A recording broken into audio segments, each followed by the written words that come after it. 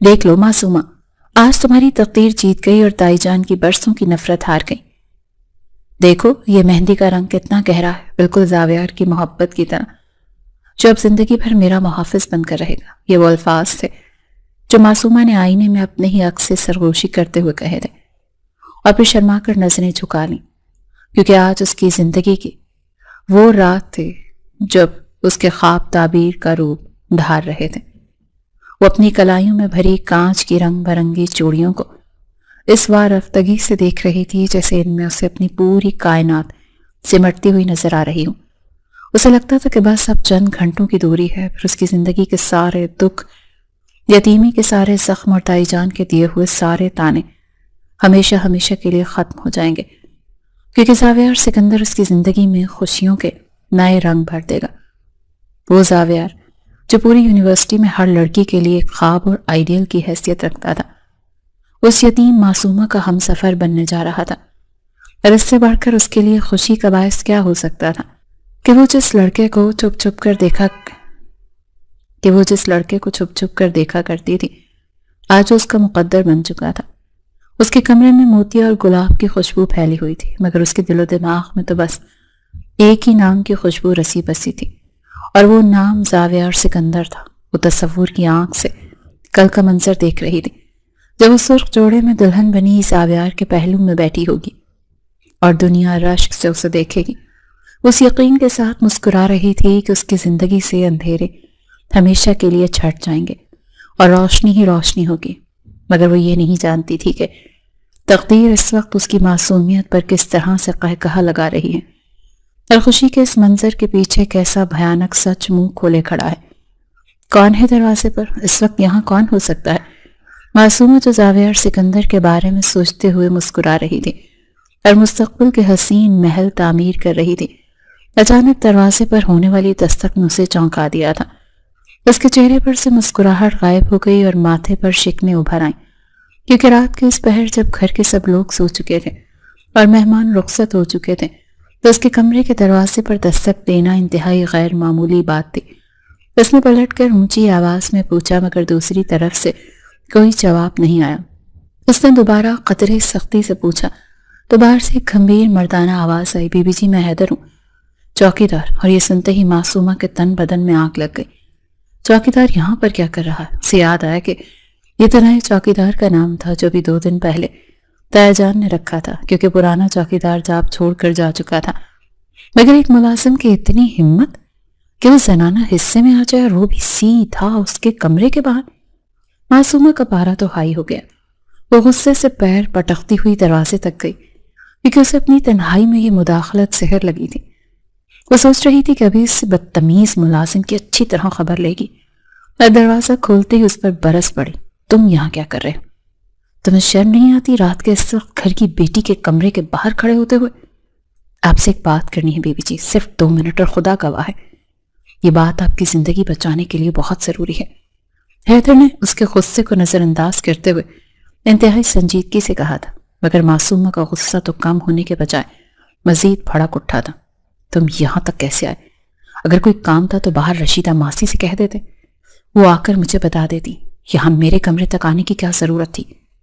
دفع ہو جاؤ یہاں سے، ورنہ میں تایا جان کو بلا لوں گی۔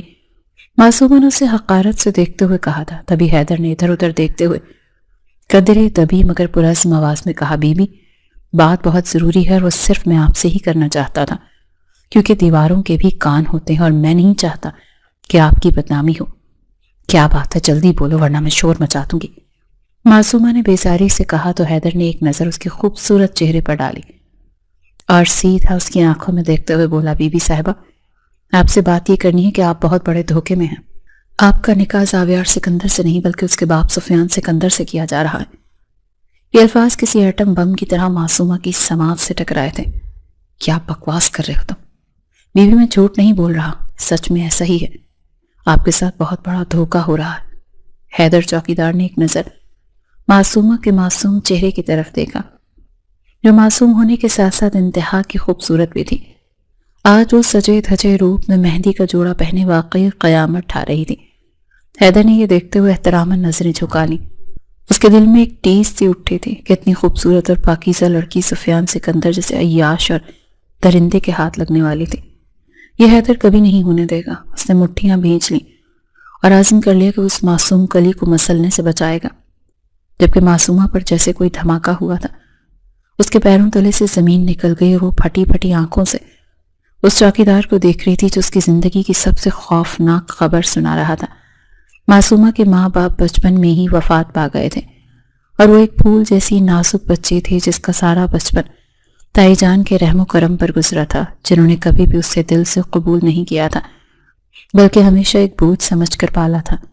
لیکن معصومہ چونکہ دل کی صاف تھی، اسی لیے وہ تائی جان کی ہر زیادتی کو اپنی قسمت کا لکھا سمجھ کر خاموش رہتی تھی اور ان کی ایک ایک بات کو پتھر پر لکیر مانتی تھی۔ حالانکہ تائی جان کا رویہ اپنی بیٹیوں کے ساتھ انتہائی لاڈ پیار والا ہوتا تھا، جبکہ معصومہ کے حصے میں صرف بچا کچا کھانا اور پرانے کپڑے ہی آتے تھے۔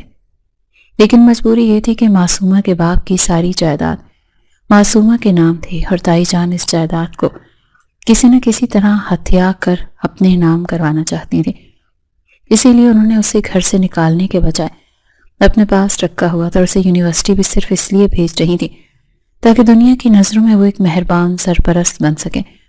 اور اسی یونیورسٹی میں معصومہ کی ملاقات زاویہ اور سکندر سے ہوئی تھی، جو ایک امیر کبیر فیملی سے تعلق رکھتا تھا۔ یونیورسٹی کی ہر لڑکی اس سے بات کرنے کے لیے ترستی تھی، لیکن جب معصومہ کو پتہ چلا کہ زاویہ کے والد سفیان سکندر تائی جان کے پرانے دوست ہیں تو اسے لگا کہ شاید قسمت اس پر مہربان ہو گئی ہے، مگر اب حیدر کی بات سن کر اسے اپنی سماعتوں پر یقین نہیں آ رہا تھا۔ وہ غصے اور بے یقینی کے ملے جلے تاثرات کے ساتھ حیدر کو گھور رہی تھی اور چیخ کر بولی کہ یہ سب جھوٹ ہے، بکواس ہے، تائی جان ایسا کبھی نہیں کر سکتی۔ وہ سخت ضرور ہیں مگر میری دشمن نہیں ہے، اور تم ایک معمولی چوکیدار ہو کر میرے گھر کے معاملات میں دخل دینے کی کوشش کر رہے ہو۔ تمہیں شرم آنی چاہیے اتنا گھٹیا الزام لگاتے ہوئے۔ لیکن حیدر اپنی جگہ چٹان کی طرح مضبوط کھڑا رہا۔ اس نے ایک قدم بھی پیچھے نہیں ہٹایا، بلکہ اس کی آنکھوں میں سچائی کی ایسی چمک تھی جس نے معصومہ کے دل میں وسوسوں کے سانپ لہرا دیے تھے۔ حیدر نے انتہائی ٹھنڈے اور پرسکون انداز میں کہا کہ بی بی جی، میں جانتا ہوں کہ سچ کڑوا ہوتا ہے اور اس وقت آپ کے لیے اسے نگلنا مشکل ہے، لیکن میں نے خود اپنے کانوں سے سنا ہے کہ تائی جان اور سفیان سکندر کے درمیان کیا ڈیل ہوئی ہے۔ آپ کو قربانی کا بکرا بنایا جا رہا ہے تاکہ تائی جان کو منہ مانگی قیمت مل سکے اور سفیان سکندر اپنی عیاشی پوری کر سکے۔ حیدر کی ان باتوں نے معصومہ کے دماغ میں طوفان برپا کر دیا۔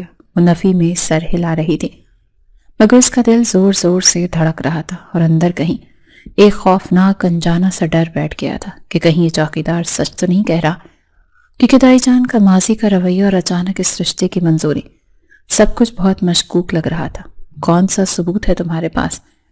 معصومہ نے کانپتی ہوئی آواز میں پوچھا تھا، کیونکہ اب اس کا غصہ خوف میں بدل رہا تھا اور وہ حقیقت جاننے کے لیے تڑپ رہی تھی۔ حالانکہ اندر سے وہ دعا کر رہی تھی کہ کاش یہ سب جھوٹ ہو اور وہ صرف ایک برا خواب دیکھ رہی ہو۔ حیدر نے ادھر ادھر دیکھتے ہوئے جلدی سے اپنی جیب سے اپنا پرانا سا موبائل نکالا، دبی ہوئی آواز میں بولا، بی بی جی، یہاں کھڑے ہو کر میں آپ کو نہیں سنا سکتا۔ اگر یہاں کسی نے دیکھ لیا یا کسی نے سن لیا تو آپ کے ساتھ ساتھ میری بھی شامت آ جائے گی اور میری نوکری چلی جائے گی۔ اس سے بھی بڑھ کر یہ کہ پھر آپ کو بچانے والا کوئی نہیں ہوگا۔ بڑی مشکل سے مجھے یہ موقع ملا ہے کہ میں آپ کو آگاہ کر سکوں۔ اچھا اندر آ جاؤ۔ معصومہ نے ایک لمحے کی ہچکچاہٹ کے بعد دروازے سے ہٹتے ہوئے اسے اندر اپنے کمرے میں آنے کی اجازت دے دی، کیونکہ اس وقت معاملہ اس کی عزت اور زندگی کا تھا اور وہ کسی بھی شک کو باقی نہیں رکھنا چاہتی تھی۔ حیدر احتیاط سے چلتا ہوا کمرے کے اندر داخل ہوا اور دروازہ ہلکا سا بھیڑ دیا۔ اس نے موبائل پر ایک آڈیو فائل پلے کی اور جیسے ہی وہ آواز کمرے کی خاموشی میں گونجی، معصومہ کی آنکھیں کھلی کی کھلی رہ گئیں اور دل کسی ٹرین کی رفتار سے دھڑکنے لگا۔ یہ آواز کسی اور کی نہیں بلکہ اس کی اپنی تائی جان کی تھی، جو فون پر سفیان سکندر سے بات کر رہی تھی۔ آڈیو میں صاف سنائی دے رہا تھا کہ فکر مت کرو سفیان بھائی، لڑکی کو تو بس یہ پتا ہے کہ اس کی شادی سکندر فیملی میں ہو رہی ہے۔ اسے کیا خبر کہ صحرا بیٹے کے سر پر نہیں بلکہ باپ کے سر پر ہوگا۔ تمہیں تو بس اپنی جائیداد کے کاغذات تیار رکھنے ہیں، باقی معصومہ کو سنبھالنا میرا کام ہے۔ وہ تو ویسے بھی یتیم ہے، کس کے پاس جا کر روئے گی۔ یہ الفاظ سنتے ہی معصومہ کے پیروں تلے سے جان نکل گئی اسے لگا جیسے کمرے کی چھت اس کے سر پر آ گری ہو۔ ایسا کیسے کر سکتی ہیں تائی جان میرے ساتھ؟ وہ میرے باپ سے بھی بڑی عمر کا شخص ہے۔ تائی جان میری اس سے شادی کیسے کروا سکتے ہیں؟ معصومہ کے منہ سے بے اختیار سسکی نکلی۔ اس کے وہم و گمان بھی اس حد تک نہیں جا سکتا تھا کہ اس کے اپنے خون کے رشتے اس کا سودا اتنی بے دردی سے کریں گے۔ وہ جسے اپنی زندگی کا سب سے خوبصورت موڑ سمجھ رہی تھی، وہ اصل میں ایک اندھی کھائی تھی جس میں اسے دھکا دیا جا رہا تھا، اور وائس نوٹ میں اس کے خوابوں کے محل کو لمحوں میں مسمار کر دیا تھا، اور اب وہاں صرف دھوکے اور فریب کا ملبہ پڑا تھا جس کے نیچے وہ خود کو دبا ہوا محسوس کر رہی تھی۔ اس وقت معصومہ کو اندازہ ہو گیا کہ اس کی زندگی کا سب سے بڑا دھوکہ صرف دھوکہ نہیں بلکہ اس کی عزت اور آبرو کا سوال تھا۔ وہ ٹوٹی ہوئی ٹہنی کی طرح لرزتی ہوئی وہیں بیٹھ کے کنارے پر بیٹھ گئی، اور اس کی آنکھوں سے آنسوؤں کا سیلاب جاری ہو گیا جو تھمنے کا نام نہیں لے رہا تھا۔ اب میں کیا کروں؟ اس نے روتے ہوئے بے بسی سے اپنے دونوں ہاتھوں میں چہرہ چھپا لیا۔ اس کے سامنے اندھیرا ہی اندھیرا تھا، کیونکہ کل صبح بارات آنے والی تھی اور اس کے پاس بچنے کا اب کوئی بھی راستہ نہیں تھا۔ حیدر نے گہری نظر اس معصوم چہرے والی لڑکی کی طرف دیکھا جو چند لمحے پہلے تک دلہن بننے کے خواب دیکھ رہی تھی اور اب لٹی پٹی بیٹھی تھی۔ حیدر کے دل میں ایک عجیب سی ہمدردی اور ذمہ داری کا احساس بیدار ہوا۔ اس نے آگے بڑھ کر نرمی مگر مضبوطی سے کہا، بی بی جی ہمت مت ہاریں، آنسو بہانے سے مسائل حل نہیں ہوتے، آپ کو ظالم کے خلاف آواز اٹھانی ہوگی۔ لیکن معصومہ نے مایوسی سے سر اٹھایا اور بھیگی ہوئی آواز میں بولی، کون سنے گا میری آواز؟ میں ایک یتیم لڑکی ہوں اور میرا تو کوئی سہارا بھی نہیں۔ تائی جان اور دائی جان ہی میرے سرپرست ہیں، اگر وہی مجھے بیچ رہے ہیں تو میں کس کے پاس جاؤں؟ حیدر نے اس کی بے بسی کو محسوس کرتے ہوئے عزم سے کہا، آپ کا محافظ اللہ، اور جب تک میں یہاں ہوں میں آپ کا سودا نہیں ہونے دوں گا۔ میں صرف ایک چوکیدار نہیں ہوں، میں ایک انسان بھی ہوں، اور میری غیرت یہ گوارا نہیں کرتی کہ ایک معصوم لڑکی کی زندگی برباد ہو جائے۔ آپ کو میرے ساتھ تعاون کرنا ہوگا، ہم دائی جان کے سامنے انکار کریں گے یا پھر یہاں سے بھاگ جائیں گے۔ لیکن معصومہ خوف زدہ تھی، اسے سمجھ نہیں آ رہا تھا کہ وہ ایک اجنبی چوکیدار پر کیسے بھروسہ کرے، مگر اس کے پاس ڈوبتے کو تنکے کے سہارا کے مصداق کوئی راستہ بھی تو نہیں تھا۔ وہ ابھی کچھ فیصلہ کرنے ہی والی تھی کہ باہر قدموں کی چاپ سنائی تھی، اور حیدر فوراً چوکنا ہو گیا۔ دونوں کے چہروں پر ہوائیں اڑنے لگیں، کیونکہ اگر اس وقت انہیں کوئی ساتھ دیکھ لیتا تو قیامت آ جاتی، مگر شاید قیامت آنے ہی والی تھی اور انہیں خبر بھی نہ ہوئی۔ اتنی ہی دیر میں جھٹ سے دروازہ کھلا، اور دروازہ کھلنے کی آواز تھی یا کسی طوفان کے آنے کا پیش خیمہ کہ معصومہ کا دل دہل کر حلق میں آ گیا، اور پیچھے سے آنے والی آواز نے تو جیسے اس کے وجود میں سنسنی سی دوڑا دی تھی، تم کچھ نہیں کرو گی، اور اگر کچھ کریں گے تو وہ ہم کریں گے، وہ بھی اس 2 ٹکے کے نوکر کے ساتھ، تمہارا نکاح جس کے ساتھ تم رات کے اس پہر رنگ رلیاں بنا رہی تھی۔ یہ الفاظ تائی جان کے منہ سے نکلے تھے جو کسی ناگن کی طرح پھن پھیلائے دروازے میں کھڑی تھی، اور اس کی آنکھوں میں ایک ایسی شاطرانہ چمک تھی جسے انہیں منہ مانگی مراد مل گئی ہو۔ معصومہ نے تڑپ کر نفی میں سر ہلایا اور آگے بڑھ کر تائی جان کا دامن تھامنے کی کوشش کی کہ تائی جان یہ آپ کیا کہہ رہی ہیں؟ خدا کا خوف کریں، میں تو بس رہنے دو، مجھے اپنی صفائیاں پیش کرنے کی ضرورت نہیں، میں نے اپنی آنکھوں سے سب دیکھ لیا ہے کہ کس طرح ایک غیر مرد تمہارے کمرے میں موجود ہے، اور کنڈی اندر سے لگی ہوئی تھی۔ تائی جان کی آواز اتنی بلند تھی کہ اس نے رات کے سناٹے کا سینہ چاک کر دیا تھا۔ معصومہ کی آنکھوں سے آنسو جاری تھے، وہ چیخ چیخ کر کہنا چاہتی تھی کہ یہ شخص مجھے اپنی سازش سے خبردار کرنے آیا تھا، لیکن اس کی زبان جیسے تالو سے چپک گئی تھی، کیونکہ تائی جان نے بازی پلٹ دی تھی۔ وہ جو مظلوم تھی اب ملزم بن چکی تھی۔ تائی جان نے حقارت سے حیدر کی طرف دیکھا جو خاموش کھڑا تھا، اور پھر معصومہ کی کلائی کو سختی سے مروڑتے ہوئے زہر خوند لہجے میں کہا کہ اب دیکھنا ذرا میں کس طرح تیری غیرت کو نیلام کرتی ہوں، اور تیرا اسی نوکر کے ساتھ نکاح کروں گی تاکہ تم سکندر ہاؤس میں جا کر عیش و عشرت کی زندگی نہ گزار سکو، بلکہ ساری زندگی اس چوکیدار کی جوتیاں سیدھی کرتے ہوئے گزار دو۔ تائی جان نے فوراً شور مچا کر گھر کے باقی لوگوں کو اکٹھا کرنا شروع کر دیا، اور معصومہ کسی بے جان گڑیا کی طرح فرش پر بیٹھی اپنی بربادی کا تماشا دیکھ رہی تھی۔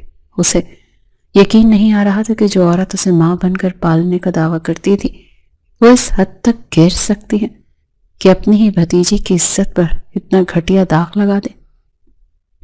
دیکھتے ہی دیکھتے پورا خاندان وہاں جمع ہو چکا تھا۔ تائی جان، سفیان، سکندر اور گھر کے دیگر ملازمین سب حیرت اور تجسس سے اس منظر کو دیکھ رہے تھے۔ تائی جان نے سب کو مخاطب کرتے ہوئے چیخ کر کہا، دیکھ لو سب لوگ، یہ ہیں اس لڑکی کے کرتوت، جیسی ماں ویسی بیٹی، ماں والے کام اس نے شروع کر دیے ہیں۔ خون کا اثر کبھی نہ کبھی تو رنگ دکھاتا ہی ہے۔ یہ جملہ معصومہ کے دل پر خنجر کی طرح سے لگا تھا۔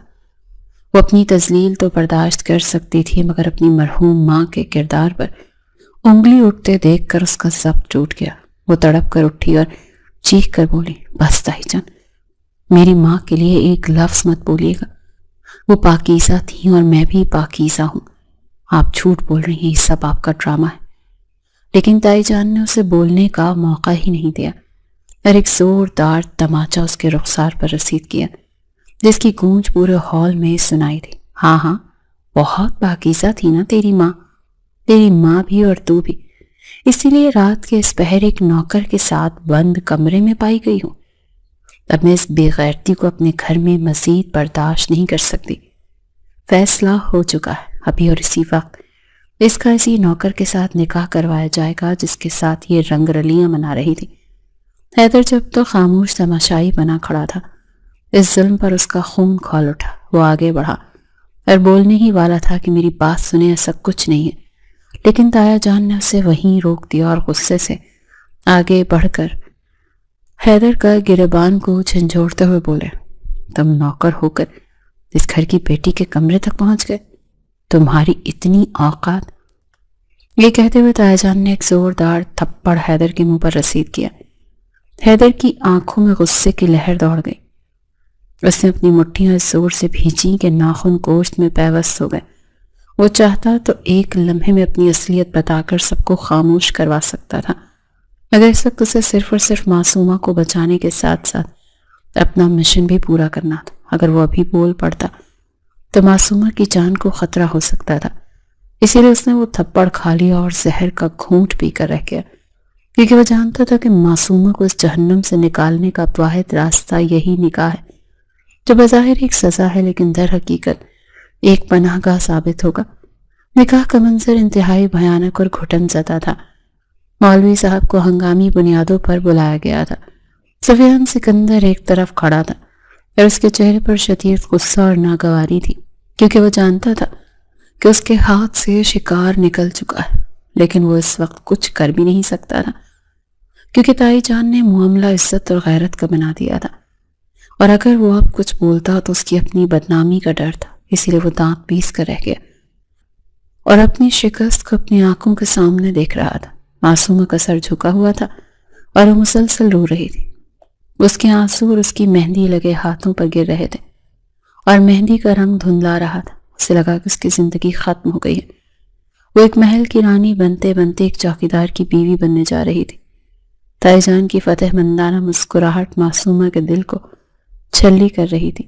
جب مولوی صاحب نے اس سے ایجاب و قبول کا پوچھا تو اس کی آواز حلق میں اٹک گئی، مگر تائی جان کی سخت نگاہوں نے اسے مجبور کر دیا اور اس نے دبی ہوئی سسکیوں کے ساتھ قبول ہے کہہ دیا، اور اسی لمحے حیدر نے بھی قبول ہے کہہ کر اس سودے پر مہر لگا دی۔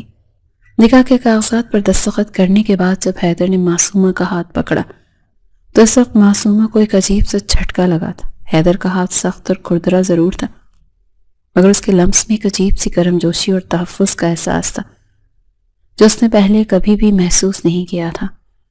اسے لگا تھا کہ جیسے وہ ڈوب رہی تھی اور کسی نے اسے سہارا دے دیا ہو۔ وہ دن معصومہ کے لیے ایک شرمناک اور تکلیف ترین دن تھا۔ وہ نہیں جانتی تھی کہ جسے وہ اپنی زندگی کی سب سے بڑی بدقسمتی سمجھ رہی ہے اور جس شخص کو وہ ایک معمولی نوکر سمجھ کر نفرت کر رہی ہے، وہی شخص اس کی تقدیر بدل دے گا، اور وہ محافظ بن کر اس کے ساتھ کھڑا ہے، جس کی پناہ میں اب کوئی آندھی اس تک نہیں پہنچ سکے گی۔ اس وقت تو صرف ایک ہاری ہوئی لڑکی تھی جو اپنے خوابوں کی کرچیوں پر ننگے پاؤں کھڑی تھی۔ رخصتی کے وقت اس نے خود کو ایک دلہن نہیں بلکہ ایک قیدی محسوس کیا، جسے عمر قید کی سزا سنا کر آج قید خانے سے نکالا جا رہا تھا، مگر رہائی کے لیے نہیں۔ بلکہ ایک دوسری اور زیادہ تاریک کوٹھری میں منتقل کرنے کے لیے۔ اور کیا ایک انسان کی قسمت صرف دوسروں کے فیصلوں اور انا کی بھینٹ چڑھنے کے لیے ہوتی ہے؟ یہی وہ سوال تھا جو اس کے وجود کو دیمک کی طرح سے چاٹ رہا تھا جب وہ اپنی ہی دہلیز سے کسی اجنبی کی طرح رخصت ہوئی، جہاں اس کا بچپن گزرا تھا اور جہاں آج اس نے اپنی عزت کا جنازہ اٹھتے دیکھا تھا۔ وہ حیدر جو کہ اس گھر کی ایک معمولی سا چوکیدار تھا اور جس کی طرف دیکھنا بھی وہ اپنی توہین سمجھتے تھے، آج وہ اس کے مجازی خدا بن چکا تھا اور وہ اس کے ساتھ ایک پرانے اور کھٹارا سے رکشے میں بیٹھی باہر کی طرف دیکھ رہی تھی، جہاں شہر کی روشنیاں اس کا منہ چڑھا رہی تھی۔ اس کا دل کر رہا تھا کہ وہ چیخ چیخ کر روئے اور اپنی تقدیر کا ماتم کرے کہ کیا میری قسمت ایک نوکر کے ساتھ لکھی تھی، میں جو اتنی زمین و جائیداد کی وارث تھی، جس کے باپ نے اسے شہزادیوں کی طرح پالا تھا، اور میرے خاندان والوں نے میری قیمت صرف اتنی لگائی کہ مجھے ایک چوکیدار کے ساتھ بیاہ دیا۔ اس نے ایک نظر بھی حیدر کی طرف نہیں دیکھا جو رکشے کے کونے میں سمٹا بیٹھا تھا، اور اس کے چہرے پر ایک گہری اور پراسرار خاموشی تھی۔ معصومہ کو اس کی خاموشی سے بھی وحشت ہو رہی تھی۔ وہ سوچ رہی تھی کہ یہ شخص کتنا خود غرض ہے جس نے اپنی نوکری بچانے کے لیے یا شاید میری دولت کے لالچ میں مجھ سے نکاح کر لیا اور ایک بار بھی انکار کرنے کی جرت نہیں کی۔ وہ نہیں جانتی تھی کہ جسے وہ ایک موقع پرست نوکر سمجھ رہی ہے اور جس کے میلے کچیلے کپڑوں کو دیکھ کر اسے گھنا رہی ہے، وہ اس علاقے کا آئی جی ہے، اور اس بھیس کے پیچھے ایک ایسا مسیحا چھپا ہے جو اس کی عزت کی حفاظت کے لیے اپنی جان اور عہدے کی پرواہ کیے بغیر اس آگ میں کود پڑا ہے۔ رکشے کے شور میں اس کی سسکیاں دب گئی تھیں، مگر اس کی آنکھوں سے بہنے والا ہر آنسو اس کے دل کی جلن کو مزید بڑھا رہا تھا۔ اسے لگ رہا تھا کہ وہ ایک ایسی زندگی کی طرف جا رہی ہے جہاں غربت، تنگی اور پچھتاووں کے سوا اور کچھ نہیں ہوگا، اور یہ سوچ ہی اس کے لیے سہانے روح تھی۔ کچھ فاصلے پر جا کر جب وہ شہر کی مین شاہراہ سے گزر کر ایک نسبتاً سنسان سڑک پر پہنچے تو رکشے میں اچانک سے کوئی خرابی آ گئی اور وہ ایک زوردار جھٹکے کے ساتھ رک گیا۔ یہ صورتحال معصومہ کے لیے مزید اذیت کا باعث بنی، کیونکہ گرمی اور حبس نے پہلے اس کا برا حال کر رکھا تھا، اور اب وہ ویرانے میں یوں رک جانا کسی خطرے سے کم نہیں تھا۔ جبکہ حیدر فوراً رکشے سے نیچے اترا، ڈرائیور سے بات کرنے لگا، جبکہ معصومہ نے بیزاری سے ماتھے پر آیا پسینہ صاف کیا اور دل ہی دل میں اپنی قسمت کو کوسنے لگی کہ ابھی اور کتنی ذلت باقی ہے، کہ اب سڑکوں پر بھی خوار ہونا لکھا۔ وہ اسی پریشانی میں تھی کہ تھوڑی ہی دیر کے بعد وہاں ایک بڑی سی سیاہ رنگ کی سرکاری گاڑی جس پر پولیس کی بتی لگی ہوئی تھی آ کر رکی، اور اس کے پیچھے ایک پولیس موبائل بھی تھی۔ معصومہ کا دل خوف سے دھک دھک کرنے لگا۔ اسے لگا شاید پولیس والے رکشے کو روک کر تلاشی لیں گے یا انہیں تنگ کریں گے، کیونکہ عام طور پر پولیس کا رویہ غریبوں کے ساتھ ایسا ہی ہوتا ہے۔ اور اس وقت وہ ایک معمولی رکشے میں سوار تھی۔ وہ سہم پر سیٹ کے پیچھے چھپنے کی کوشش کرنے لگی، مگر اگلے ہی لمحے جو منظر اس نے دیکھا اس نے اس کی آنکھوں کو پتھرا دیا۔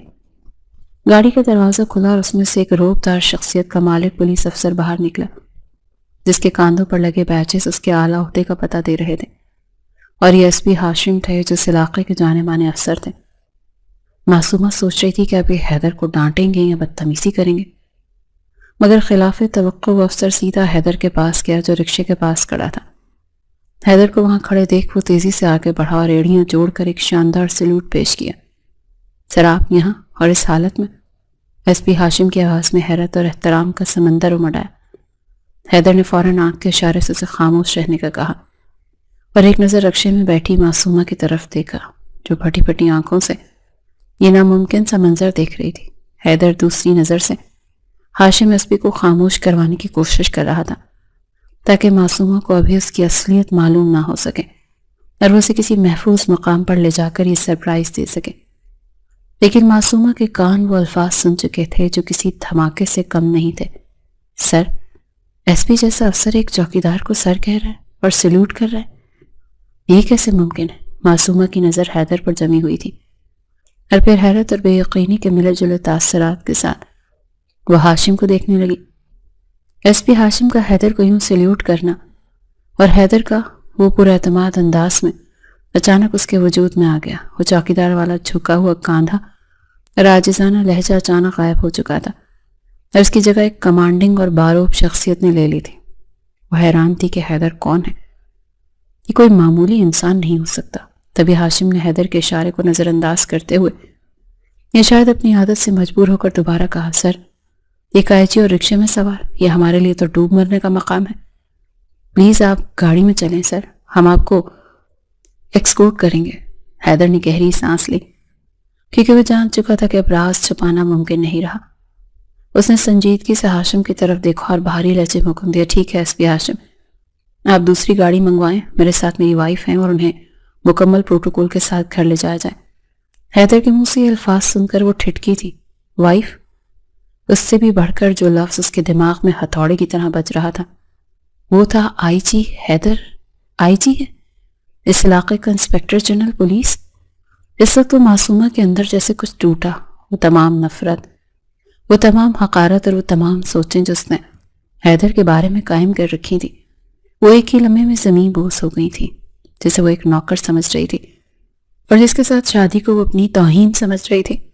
وہ تو ایک بہت بڑا افسر تھا، اتنا بڑا افسر کہ طاہر جان جیسے لوگ بھی اس کے سامنے کھڑے ہونے کی جرت نہ کریں۔ یہ انکشاف اتنا بڑا تھا کہ معصومہ کا تو دماغ ہی معاف ہو گیا۔ اسے لگا وہ بھاگتے میں کوئی خواب دیکھ رہی ہے، اسے لگا وہ جاگتے میں کوئی خواب دیکھ رہی ہے۔ حیدر نے آگے بڑھ کر رکشے کا پردہ ہٹایا اور اپنا ہاتھ معصومہ کی طرف بڑھایا، مگر اس بار اس کا انداز ایک ملازم کا نہیں بلکہ ایک شوہر اور ایک محافظ کا تھا۔ آئیں بیگم صاحبہ، گاڑی آ گئی۔ اس کے لہجے میں وہی ٹھہراؤ تھا مگر اب اس میں اختیار کی گونج تھی۔ معصومہ نے کانپتے ہاتھوں سے اس کا ہاتھ تھاما تو اسے محسوس ہوا کہ یہ ہاتھ کسی کمزور انسان کا نہیں بلکہ ایک طاقتور محافظ کا ہے جو اسے دنیا کے ہر طوفان سے بچا سکتا ہے۔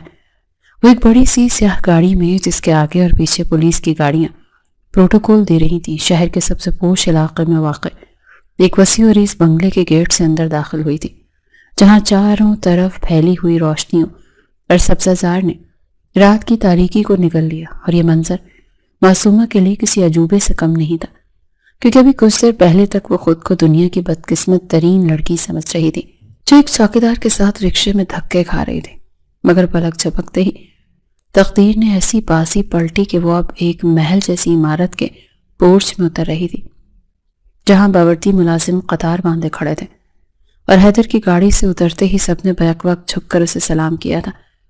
حیدر کا انداز اب مکمل طور پر بدل چکا تھا، وہ رکشے والا حیدر نہیں تھا بلکہ ایک بااختیار افسر تھا جس کے قدموں کی چاپ میں بھی حکم اور دبدبا تھا۔ اس سے آگے بڑھ کر گاڑی کا دروازہ کھولا اور معصومہ کو اترنے کا اشارہ کیا۔ معصومہ جو ابھی تک سکتے کے عالم میں تھی لرزتے قدموں کے ساتھ نیچے اتری تو اس کی مہندی والے سوٹ کے گوٹے کناری روشنی میں چمک اٹھے، مگر اس کی آنکھوں میں جو حیرت اور بے یقینی کی چمک تھی وہ اسے کہیں زیادہ تیز تھی۔ اس نے سر اٹھا کر اس عالی شان بنگلے کو دیکھا جو آئی جی حیدر کی رہائش گاہ تھی، اور پھر حیدر کی طرف دیکھا جو انتہائی وقار کے ساتھ اسے اندر جانے کا راستہ دے رہا تھا۔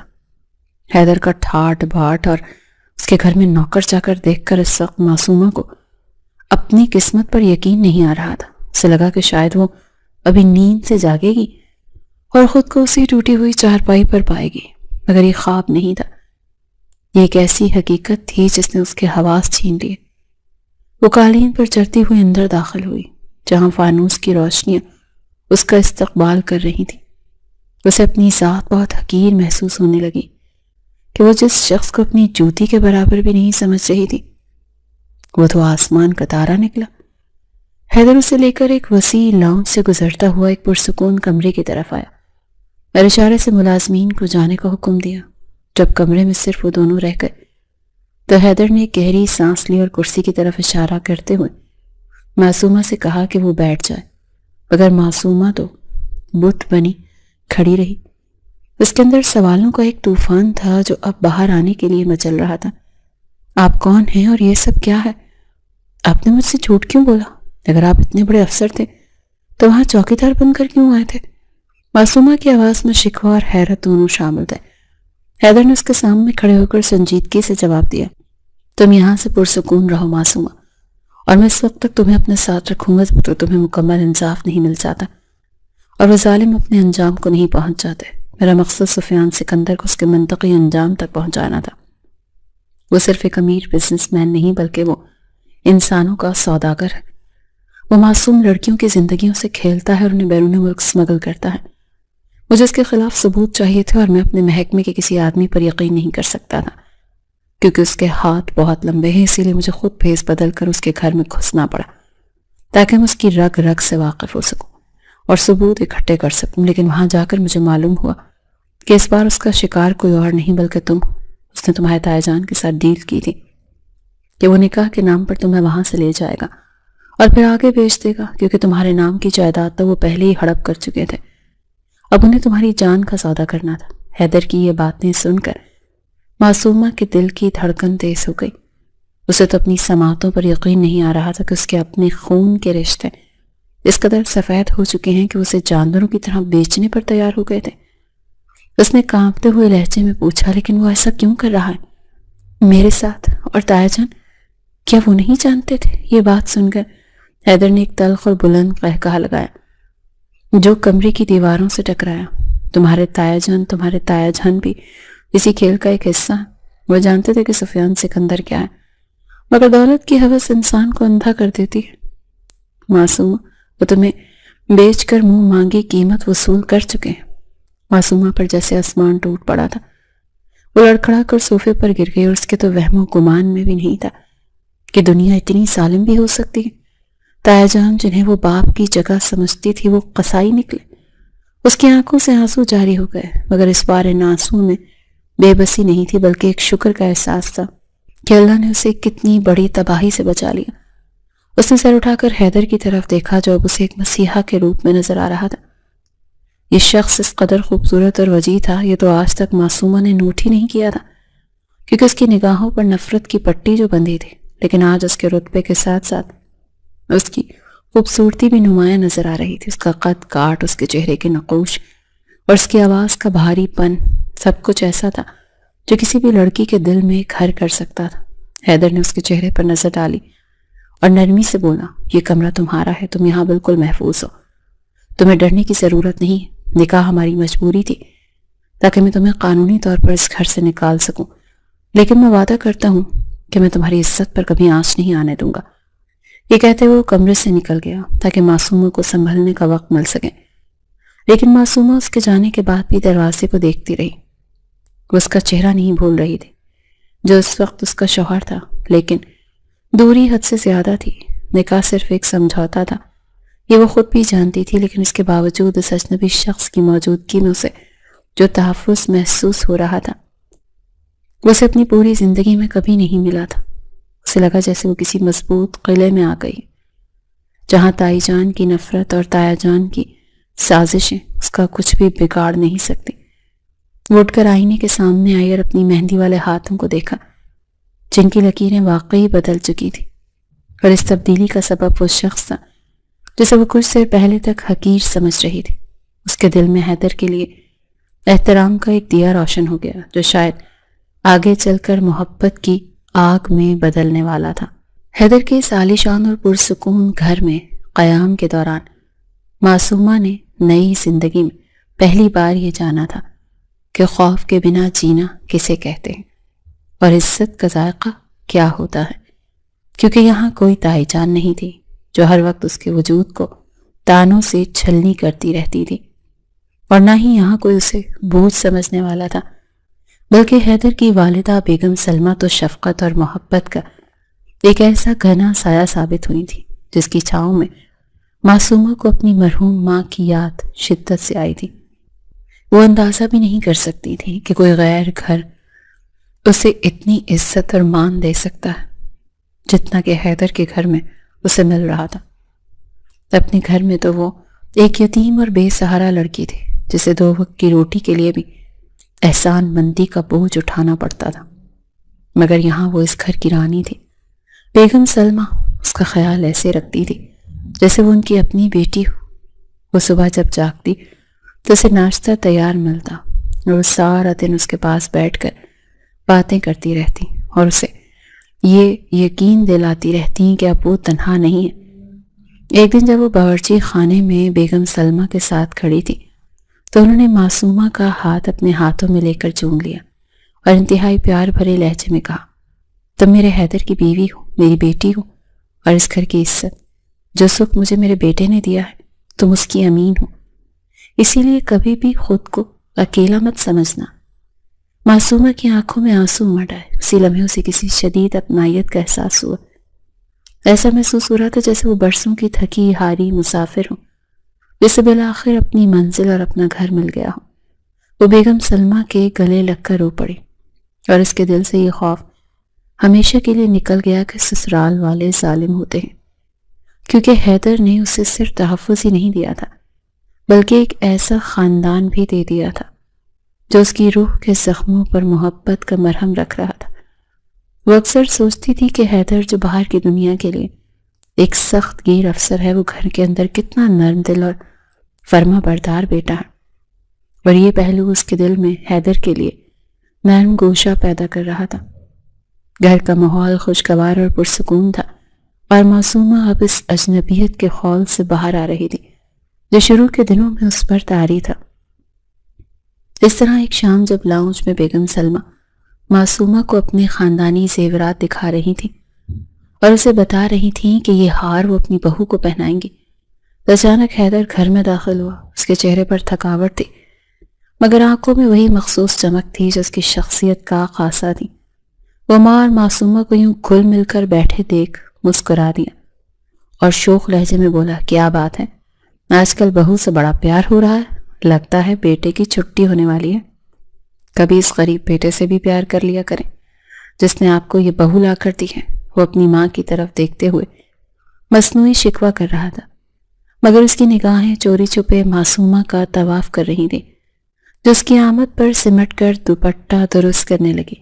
بیگم سلمہ نے ہنس کر بیٹے کے سر پر ہاتھ پھیرا اور بولی، چل ہٹ شیطان، تیری تو عادت ہی ایسی ہے، خبردار جو میری بہو کو تنگ کیا، یہ اب میری بیٹی ہے اور تیری شکایتیں مجھے لگاتی ہیں۔ حیدر نے شرارت سے ابرو اچکایا اور معصومہ کی طرف دیکھتے ہوئے چھیڑنے والے انداز میں بولا، اچھا تو میری شکایتیں لگائی جاتی ہیں، پہلے ذرا بہو بیگم سے پوچھ تو لیں کہ وہ آپ کی بہو بننے کے لیے تیار بھی ہے یا نہیں، یا پھر ابھی تک مجھے وہ کھٹارا رکشے والا چوکیدار ہی سمجھ رہی ہیں۔ حیدر کا یہ جملہ سیدھا معصومہ کے دل پر لگا تھا۔ وہ بری طرح سے چھینپ گئی اور حلق سے تھوک نگلتے ہوئے نظریں جھکا گئی۔ اس کا چہرہ شرم سے سرخ انار ہو گیا تھا۔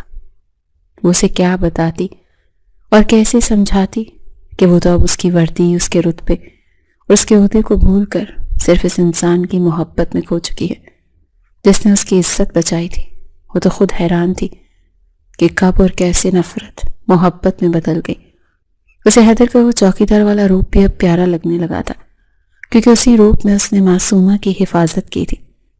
حیدر نے اس کی جھکی ہوئی پلکوں اور سرخ ہوتے گالوں کو دیکھ کر دل ہی دل میں تسکین محسوس کی تھی، کیونکہ وہ جان گیا تھا کہ برف پگھل رہی ہے اور فاصلے سمٹ رہے ہیں، مگر اس نے اپنی زبان سے کچھ نہیں کہا، بس ایک گہری اور معنی خیز نظر اس پر ڈال کر اپنے کمرے کی طرف بڑھ گیا، لیکن جاتے جاتے معصومہ کے دل کی دھڑکنوں کو بے ترتیب کر گیا۔ دن تیزی سے گزر رہے تھے اور بالآخر وہ دن بھی آ گیا جب حیدر اپنے مشن میں کامیاب ہو چکا تھا۔ سفیان سکندر اور اس کا پورا گروہ جو معصوم لڑکیوں کو زندگیوں سے کھیلتا تھا، ایک بڑے آپریشن کے دوران پکڑا جا چکا تھا، اور حیدر نے ذاتی طور پر اس آپریشن کی نگرانی کی تھی۔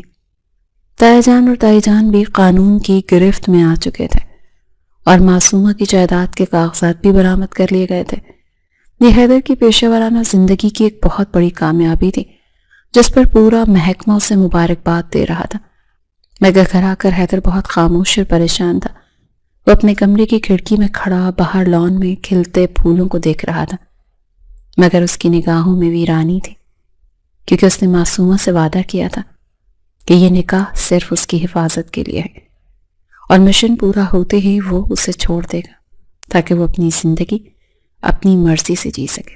اور اب جب کہ مشن مکمل ہو چکا تھا اور معصومہ کے دشمن جیل کی سلاخوں کے پیچھے تھے، تو وعدہ وفا کرنے کا وقت آ گیا تھا۔ لیکن حیدر کا دل اس فیصلے کو ماننے سے انکاری تھا۔ وہ یہ تسلیم کرنے سے ڈر رہا تھا کہ وہ اپنی ہی پناہ گاہ میں آنے والی اس لڑکی کو دل دے بیٹھا ہے۔ اس نے سوچا تھا کہ وہ فرض نبھائے گا مگر فرض نبھاتے نبھاتے وہ محبت کا قرضدار ہو چکا تھا۔ اسے معصومہ کی معصومیت، اس کی خاموشی اور اس کی وہ جھیل جیسی آنکھیں اپنی زندگی کا لازمی حصہ لگنے لگ گئی تھی۔ وہ سوچ رہا تھا کہ معصومہ تو اسے صرف ایک محافظ سمجھتی اور شاید وہ اب آزاد ہونا چاہے گی، وہ اپنی جائیداد اور اپنی آزادی واپس لینا چاہے گی، اور حیدر اپنی محبت کو اس پر تھوپنا نہیں چاہتا تھا۔ یہی کشمکش اسے اندر ہی اندر کھائے جا رہی تھی کہ کیا وہ اسے جانے دے یا پھر اسے اپنے دل کی بات کہہ دے۔ وہ اسی ادھیڑ بن میں تھا کہ اسے معصومہ کے قدموں کی چاپ سنائی دے، مگر اس نے مڑ کر نہیں دیکھا، کیونکہ وہ اپنی آنکھوں میں چھپی بے بسی اسے دکھانا نہیں چاہتا تھا، جو ایک مضبوط پولیس افسر کی نہیں بلکہ ایک ہارے ہوئے عاشق کی تھی۔ دوسری طرف معصومہ کے دل کی دنیا بھی ویران تھے، اور وہ اپنے کمرے میں بستر پر بیٹھی گھٹنوں میں سر دیے اپنی قسمت کے فیصلوں پر غور کر رہی تھی، کیونکہ اس کا دل ایک انجانے خوف کی گرفت میں تھا جسے لمحہ بلمحہ اندر سے کھوکھلا کر رہا تھا۔ وہ جانتی تھی کہ حیدر ایک اصول پسند آدمی ہے اور وہ اپنے وعدے کا پکا ہے۔ اس نے کہا تھا کہ یہ نکاح صرف ایک مجبوری ہے اور حفاظت کے حصار ہے، اور جیسے ہی خطرہ ٹل جائے گا وہ اسے آزاد کر دے گا۔ لیکن معصومہ آزادی نہیں چاہتی تھی، وہ تو ہمیشہ ہمیشہ کے لیے حیدر کی تقدیر میں رہنا چاہتی تھی، اس کی قید میں رہنا چاہتی تھی، کیونکہ اس نے اپنی زندگی میں کبھی ایسا تحفظ اور ایسا مان نہیں پایا تھا جو حیدر کے اس مختصر سے ساتھ نے اسے دیا تھا۔ اس کی آنکھوں میں وہی خاموشی اور اداسی تھی جو کسی طوفان کے آنے سے پہلے ہوتی ہے۔ وہ سوچ رہی تھی کہ کیا حیدر اسے واقعی چھوڑ دے گا؟ کیا وہ نہیں جانتا کہ اب اس کے لیے حیدر کے بغیر جینا ناممکن ہو چکا ہے؟ وہ اسی کشمکش اور اذیت میں مبتلا تھی کہ دروازے پر دستک ہوئی اور حیدر کمرے میں داخل ہو۔ اس کے ہاتھ میں ایک براؤن رنگ کا لفافہ اور کچھ کاغذات تھے، جنہیں دیکھ کر معصومہ کا دل ایک لمحے کے لیے تو دھڑکنا بھول گیا، اس کے خون کی گردش جیسے تھم سی گئی۔ حیدر کے چہرے پر ایک عجیب سی سنجیدگی تھی اور تھکاوٹ تھی جس کے اندرونی خلفشار کی غمازی کر رہی تھی۔ وہ آہستہ قدموں سے چلتا ہوا اس کے قریب آیا اور وہ کاغذات میز پر رکھ دیے۔ معصومہ کی نظریں ان کاغذات پر جم گئیں اور اسے لگا جیسے کاغذات نہیں بلکہ اس کی موت کے پروانے۔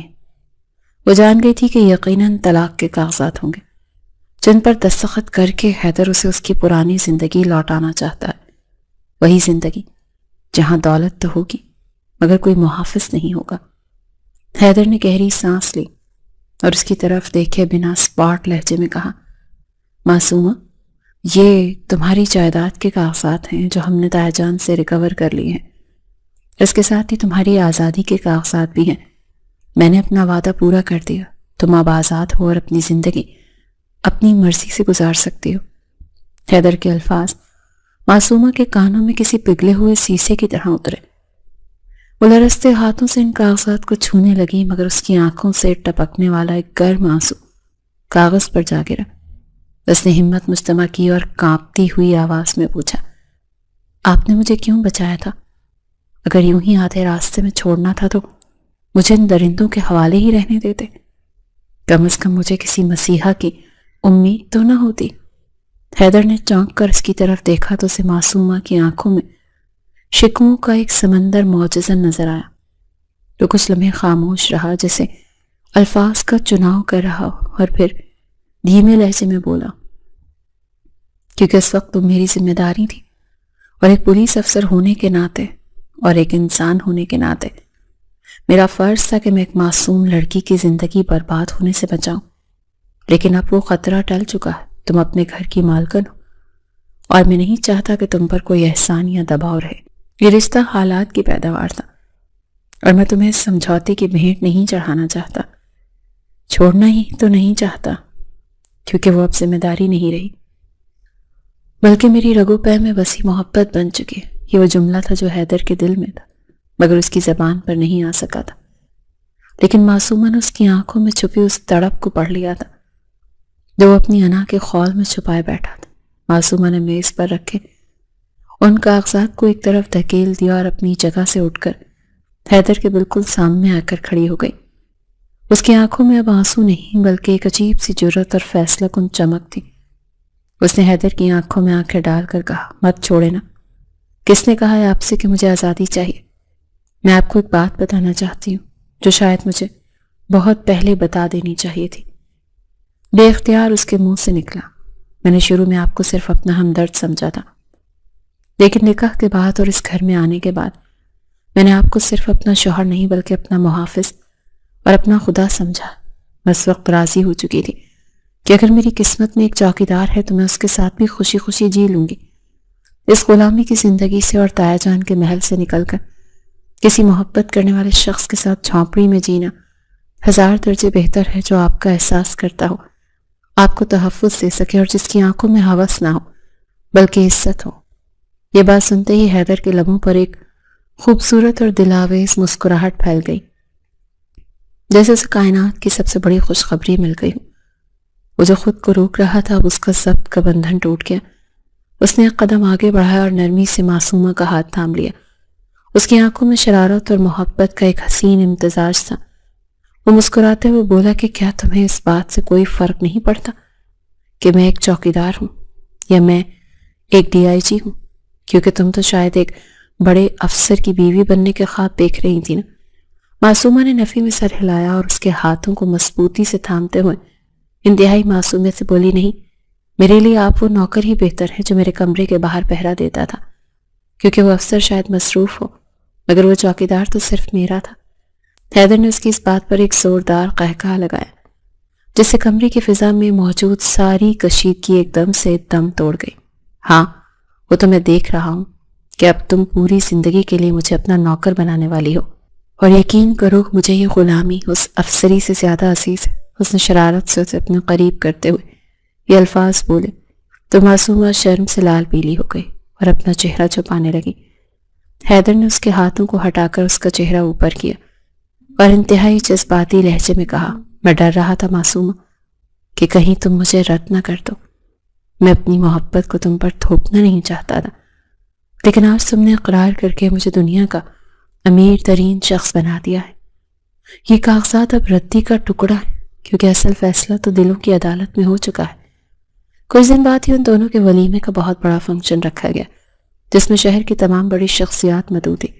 پورا بنگلہ رنگ برنگی روشنی اور تازہ پھولوں سے دلہن کی طرح سجایا گیا تھا۔ فضا میں موسیقی اور خوشبوؤں کا ایک سحر انگیز امتزاج تھا۔ ہر طرف مبارکبادوں کا شور تھا، مگر ان سب روشنیوں کے درمیان جو سب سے روشن ستارہ تھا وہ معصومہ تھی، جو سرخ اور سنہری رنگ کے عروسی جوڑے میں ملبوس واقعی قیامت ٹھا رہی تھی۔ اس کا حسن آج پورے جوبن پر تھا اور اس کے چہرے پر جو سکون اور خوشی تھی وہ اسے مزید چار چاند لگا رہی تھی۔ بیگم سلمہ تو صدقے واری جا رہی تھی اور ہر آنے والے مہمان کو فخر سے اپنی بہو کا تعارف کروا رہی تھی۔ تقریب کے اختتام پر جب معصومہ کو حیدر کے سجے دھجے کمرے میں لایا گیا تو وہاں گلاب کی پتیاں اور موم بتیوں کی مدھم روشنی نے ایک رومانوی سا ماحول پیدا کر رکھا تھا۔ معصومہ بیٹھ کے کنارے بیٹھی اپنے ہاتھوں کی مہندی کو دیکھ رہی تھی، جس کا رنگ اب مزید گہرا اور پختہ ہو چکا تھا، بالکل اس کے رشتے کی طرح جو اب کبھی نہیں ٹوٹنے والا تھا۔ تھوڑی دیر بعد حیدر کمرے میں داخل ہوا تو اس نے شیروانی زیب تن کر رکھی تھی اور وہ کسی شہزادے سے کم نہیں لگ رہا تھا۔ اس نے دروازہ بند کیا اور آہستہ آہستہ چلتا ہوا معصومہ کے قریب آیا۔ اس کی نظریں اپنی دلہن کے چہرے پر جمی ہوئی تھی، جو شرم کے مارے آنکھ ہی نہیں اٹھا پا رہی تھی۔ حیدر نے اس سے قریب بیٹھ کر اس کا گھونگھٹ اٹھایا تو معصومہ کا چہرہ چاند کی طرح نکل آیا۔ حیدر نے اس کے ماتھے پر بوسہ دیا اور سرگوشی کے انداز میں بولا، آج تم نے ثابت کر دیا کہ محبت عہدوں اور دولت کی محتاج نہیں ہوتی، یہ صرف خلوص مانگتی۔ میں وعدہ کرتا ہوں کہ میں ساری زندگی تمہارا محافظ بن کر رہوں گا اور کبھی تمہاری آنکھوں میں آنسو نہیں آنے دوں گا۔ معصومہ نے بھیگی پلکوں کے ساتھ اوپر دیکھا اور دھیرے سے مسکرا دی۔ پھر حیدر نے اسے اپنے بازوں کے حصار میں سمیٹ لیا اور معصومہ نے سکون سے اپنا سر اس کے سینے پر رکھ دیا، جہاں اب صرف اس کے نام کی دھڑکنیں گونج رہی تھی۔ حیدر نے اس کے کان میں جھک کر کہا، آئی لو یو، اور معصومہ نے آنکھیں بند کر لی کیونکہ اسے اپنی دنیا مکمل ہوتی محسوس ہو رہی تھی۔ باہر آسمان پر چاند اپنی پوری آب و تاب کے ساتھ چمک رہا تھا، جیسے وہ بھی ان کی محبت کی گواہی دے رہا ہو، اور یہ کہانی جو ایک سازش اور دھوکے سے شروع ہوئی تھی اپنے انجام کو پہنچ کر ایک لاسوال محبت کی داستان بن چکی تھی۔ سچ ہے کہ جوڑے آسمانوں پر بنتے ہیں، اور جسے اللہ رکھنا چاہے اسے کوئی مٹا نہیں سکتا۔